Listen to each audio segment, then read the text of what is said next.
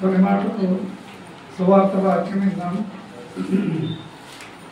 మొదటి వచనం నుండి 10 వచనాల వరకు మార్చుతున్నాను. నేను లూకా సువార్త 19 మొదటి నుండి. ఆయన సంచరిస్తూ ఎరికో పట్టణంలో ప్రవేశించి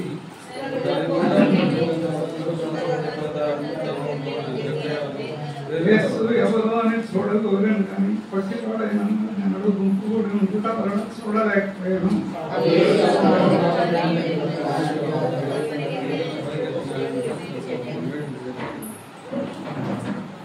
5వ వచనం. యేసు ఆ చోటికి వచ్చినప్పుడు కన్నులెత్తి చూసి, జక్కయ్య త్వరగా దిగుము, నీయుడు నేను నీ ఇంట్లో ఉండవలసి ఉన్నదని అతనితో చెప్పగా,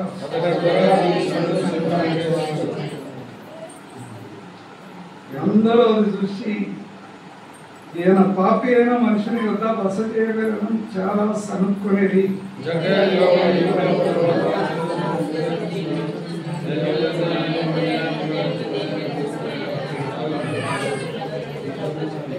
అందుకు ఇతడును అబ్రహాము కుమారుడే, నేడు ఇంటికి రక్షణ వచ్చి ఉన్నది.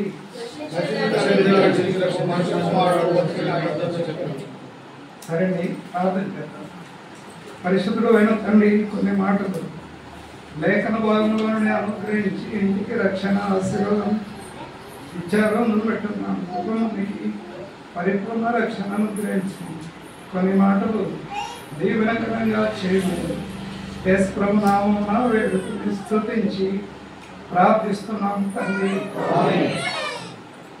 ఈ వాక్యం విశ్వాసులైన మనందరికీ తెలిసిన వాక్యం.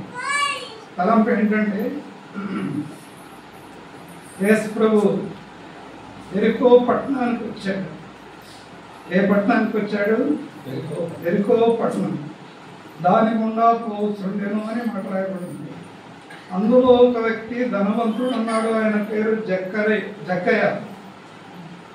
ఎరికో పట్టణంలో జక్కయ్య అనే వ్యక్తి ధనవంతుడు. కానీ ఒక ఆశ ఉంది, యేసు ఎవరో చూడాలి అని. ఇప్పుడు మన తలంపు కూడా అదే, యేసు ఎవరు, ఆయనను ఎలా చూడాలి అనేది పాయింట్. మనకి యేసు ఎవరు, ఎలా చూడాలి ఆయన. కీర్తనలు 34 6వ వచనం చూడండి ఒకసారి.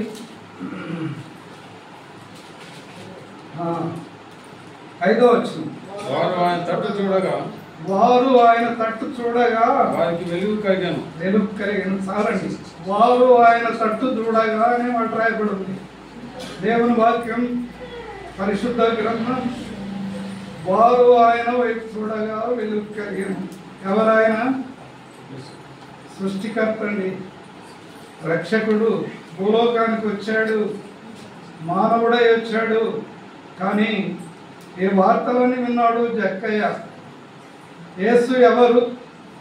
చాలామంది ఆయన గురించి చెప్తున్నారు. ఇప్పుడు సహోదరుడు చెప్పినట్టు వాక్యాలు రేడియోలో, టీవీలో మనుషులు సువార్త రకరకాలుగా ప్రకటిస్తున్నారు. ఒక తలంపు వస్తుంది, యేసు ఎవరు అనేది. వారు ఆయన తట్టు చూడగా వారికి వెలుగు కలిగిందట. చూడాలని ఆశ పుట్టింది జక్కయ్య.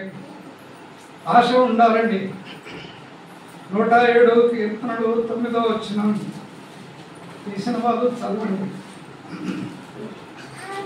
107 9వ వచనం. ఎలాగనగా ఆశగల ప్రాణమును తృప్తిపరిచి ఉన్నాడు, ఆకలి కొనిన వారి ప్రాణమును మేలుతో నింపేవాడు మన ప్రభు. ఆశ ఉండాలట. జక్కయ్యకు ఆశ ఉందండి, యేసును చూడాలని ఆశ. యేసులో ఏముంది అనేది ఒక పాయింట్. ఎందుకు చూడాలి ఆయనను? చాలామంది చూశారు, చెప్తున్నారు. కారణం ఏంటి? ఆయనలో ఏముంది అనేది. ఎందుకు వచ్చాడు లోకానికి? 10వ వచనం. లూకా సువార్త 19:10. నశించిన దానిని వెతికి రక్షించుటకు మనుష్య కుమారుడు వచ్చానని అతడితో చెప్పాను. మనమంతా కూడా పాపము వలన నశిస్తున్నాం. పాపము వలన వచ్చు జీతము మరణం. మానవుడు భూలోకంలో కొంతకాలం జీవించవచ్చు, కానీ మానవుడు నశించే జీవి. కారణం పాపాన్ని బట్టి. రోమియోలో రాసిన పత్రిక 3వ అధ్యాయం 23వ వచనం. రోమా 3:23.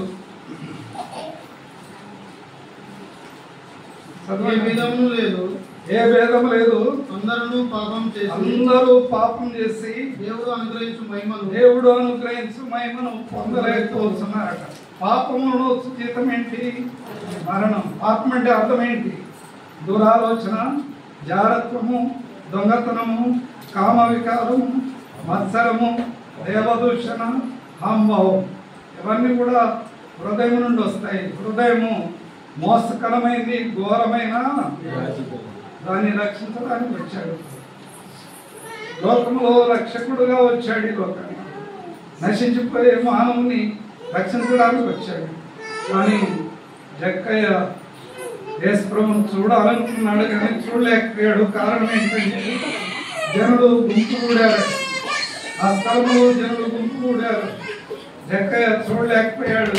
ఓ మేడి చెట్టు ఎక్కాడు. ఆయన యేసుప్రభు ఆ చోటికి రామయ్య ఉన్నప్పుడు వచ్చినప్పుడు 5వ వచనం 4వ వచనం లూకాసు వార్త 19:4 వచనం. అప్పుడు యేసు ఆ త్రోవను రానయ్య ఉండెను గనుక అతను ముందుగా పరిగెత్తి ఆయనను చూచుటకు ఒక మేడి చెట్టు ఎక్కాడండి. జక్కయ్య యేసు ఎవరు చూడాలి, జనం కనబడతలేడు, పరిగెత్తాడట. ఆశ ఉంటే పరిగెత్తవచ్చు. ధనవంతుడండి. లోకంలో ధనవంతుడు పరిగెత్తడం అనేది చాలా ఆశ్చర్యం. కారణం ఏంటంటే ధనం మానవుని దేవుని దగ్గరికి రానివ్వదు. కానీ జక్కయ్య పరిగెత్తాడట. యేసు ఎవరో చూడాలనుకున్నాడు, కానీ చూడలేకపోయాడు. ఏం చేయాలి? మేడి చెట్టు ఎక్కాడు. 5వ వచనం యేసు ఆ చోటికి వచ్చినప్పుడు కన్నులెత్తి చూచి జక్కయ్య త్వరగా దిగుము, నేను నీ ఇంట ఉండవలసింది అన్నాడు. ఈనాడు ఇంటి ఊరికి మనం ఎలా వచ్చామంటే ప్రభు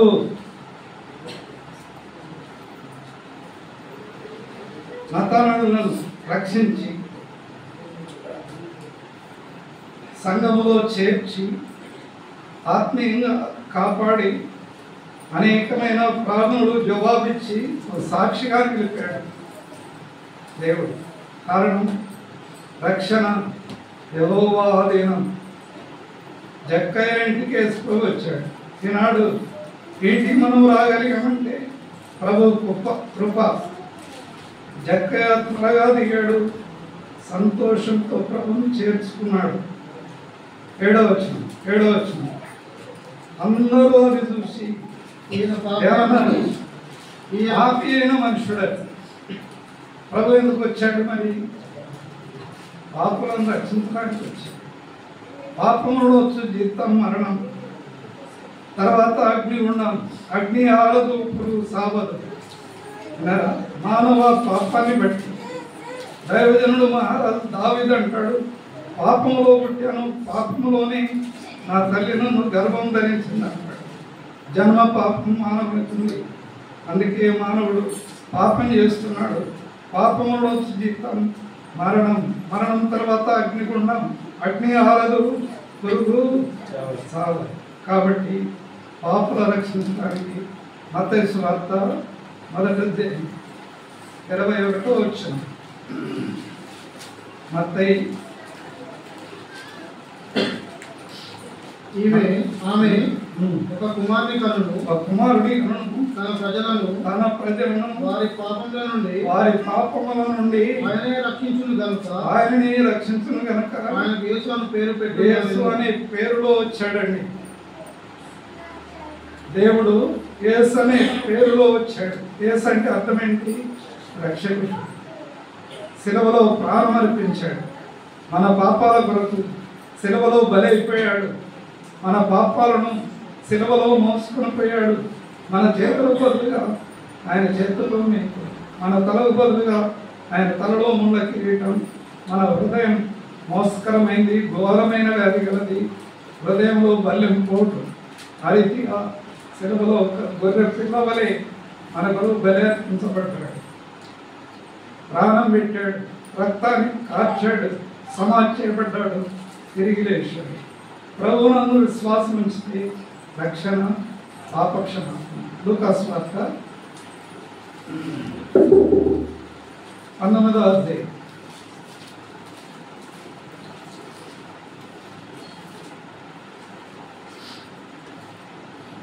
లూకాసు వార్త 19. ఇక్కడ ఒక మాట రాయబడింది.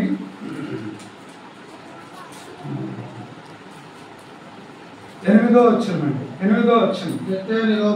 జక్కయ్య నిలబడి ఇదిగో ప్రభువా, నా ఆస్తిలో సగం బీదలకు ఇస్తున్నాను. ఎవని యొద్దనైనను అన్యాయంగా దేనినైనా తీసుకుని ఎడల అతనికి 4 గంటలు మరలా ఇస్తానని చెప్పాడు. చెల్లిస్తానన్నాడు. ప్రభుతో నిలబడ్డాడు జక్కయ్య.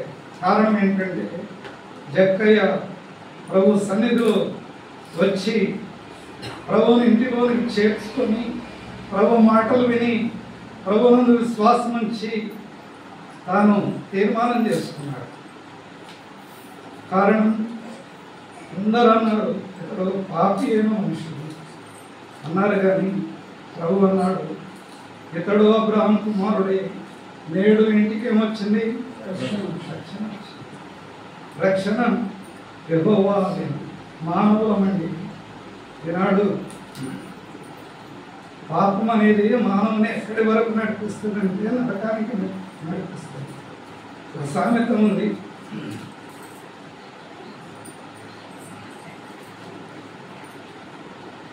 దేవునికి కోపం వస్తే డాక్టర్ దగ్గరికి దేవుడు పంపిస్తాడు. అర్థమైంది? దేవునికి కోపం వస్తే డాక్టర్ దగ్గరికి పంపిస్తాడు. డాక్టర్ కోపం వస్తే దేవుని దగ్గరికి పంపిస్తాడు. అర్థమైందా? ఈనాడు దేవుడు క్షమించి రక్షణ ఇచ్చి సిలువలో ప్రాణం అర్పించి పాపాలు భరించి మన కొరకు ప్రాణం పెట్టాడండి. పరలోకపు దేవుడై ఉండి భూలోకానికి వచ్చి సిలువలో గొర్రె పిల్లవలే బలయ్యాడు. రక్తాన్ని ఆఖరి పట్టు వరకు గార్చాడు. కారణం అందులో ప్రేమ ఉంది. తల్లి ప్రేమ వేరు, తండ్రి ప్రేమ వేరు, రక్తసంబంధుల ప్రేమ వేరు, బంధువుల ప్రేమ వేరు, దేవుని ప్రేమ వేరు. మన కొరకు ప్రాణం పెట్టగలిగిన వాళ్ళు ఎవ్వరు కూడా లేరు. యేసు ఒక్కడే పెట్టాడు. యోహాను సువార్త 5:24. యోహాను 5:24. నా మాట విని నన్ను పంపిన వాని విశ్వాసం ఉంచేవాడు నిత్య జీవం గలవాడు. నిత్య జీవం గలవాడు. వాడు తీర్పులోనికి రాక మరణములో నుండి జీవంలోనికి దాటి ఉన్నాడు. జీవంలోనికి దాటి ఉన్నాడు. మరణం అనేది మానవుడికి నిశ్చయం. అందరూ మరణిస్తున్నారు. ఎక్కడికి పోతున్నారు వీళ్ళంతా? మరణించిన వాళ్ళంతా ఎక్కడికి పోతున్నారు? 2 స్థలాలు. ఒకటి పరలోకం, రెండవది అగ్నిగుండం. 2 ప్రభువు నమ్మిన వారికి పరలోకం పాప క్షమాపణ ఉంది. భూమి మీద మారు మనసు ఉంది. ప్రభువును అంగీకరించి ప్రభు రక్తం ద్వారా కడగబడిన వ్యక్తి మరణములో నుండి జీవములోని దాటుతాడు. ఈ లోకాన్ని వదిలిపెడితే పరలోకం ఉంది. ప్రభువును అంగీకరించకుండా పాపములోనే మరణిస్తే అగ్నిగుండం. అగ్ని ఆరదు, పొరుగు దావత. ఎవరు చూసి వచ్చారు? ఎవరు చూశారు? రండి. లూకాసు వార్త 12వ అధ్యాయం. లూకా 12.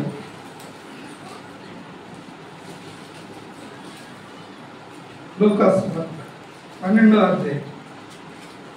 ఇక్కడ ఒక మాట రాయబడి ఉంది, 16వ వచనం.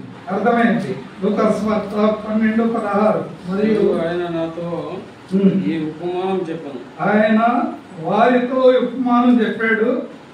ఒక ధనవంతుని భూమి సమృద్ధిగా పండాను. ఒక ధనవంతుని భూమి అట సమృద్ధిగా పండిందట. అప్పుడు అతడు చూడండి, సమృద్ధిగా పంట పండటం కారణం ఏంటి?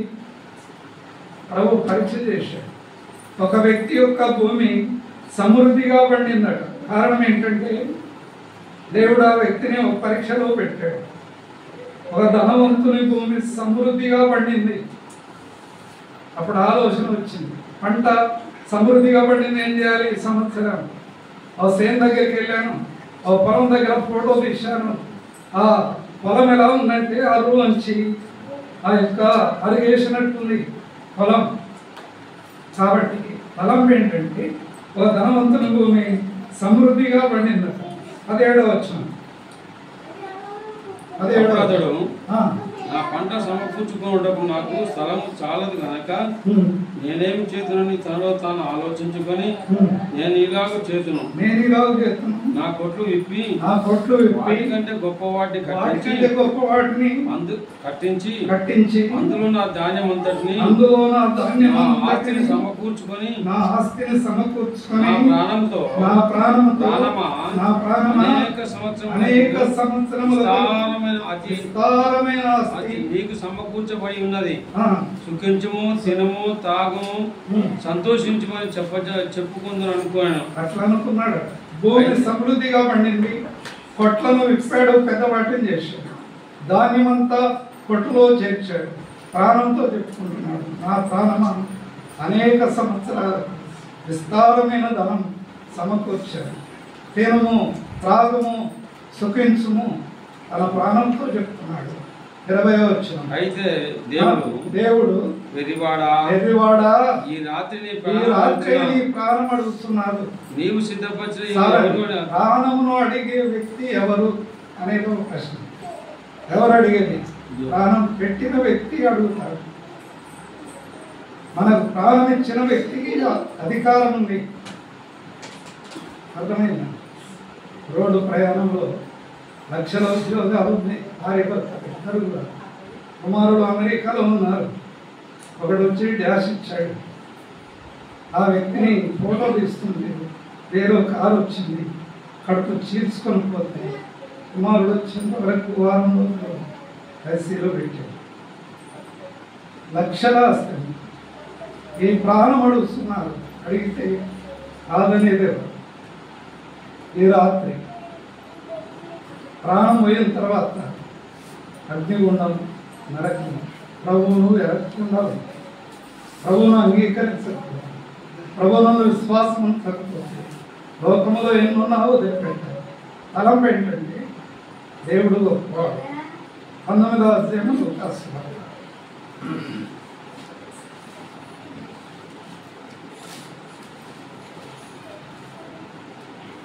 9వ వచనం.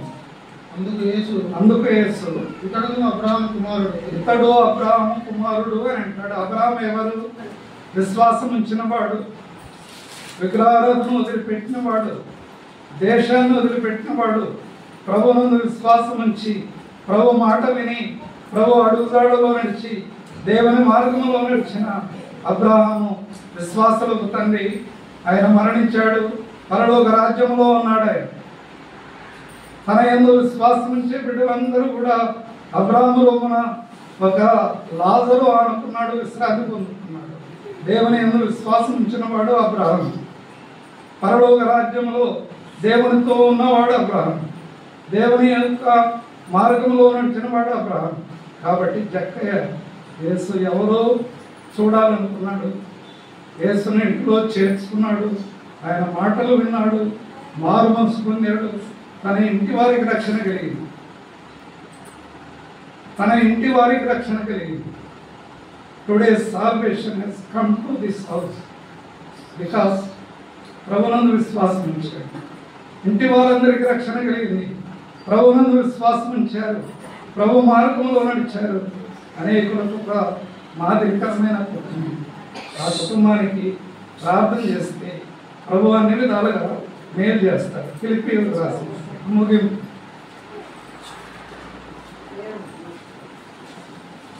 నాలుగో అధ్యాయం 19వ వచనం.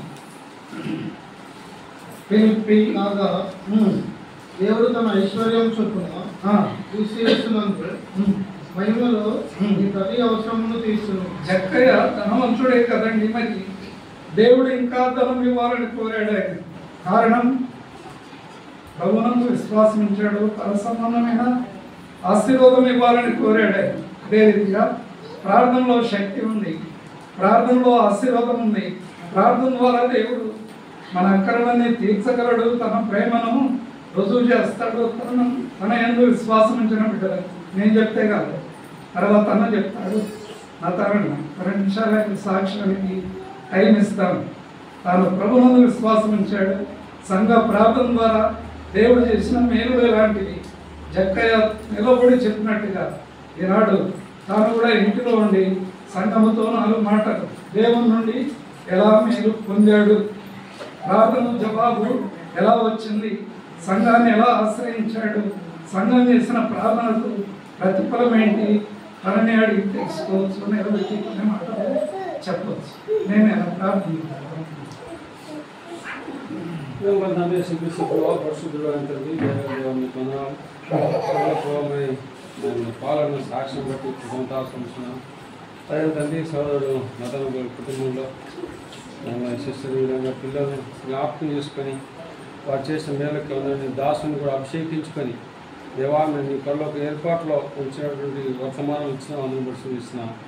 వాక్యం అంతటిని ప్రభావ నీరు కట్టి 30 60 100గా పొలం పంచడం సాహిత్యం దుష్టుడు దేవా మరి ఎత్తుకోపోకుండా కాపాడి భద్రపరచమని, నీరు కట్టి ఫలింపజేయమని, మిగతా సమయంలో సోదరుని యొక్క సాక్ష్యం తన ఎడ్లను చేసిన మేలు అనే విధంగా దాన్ని వర్ణిస్తుండగా చెప్తుండగా సాయం చేయమని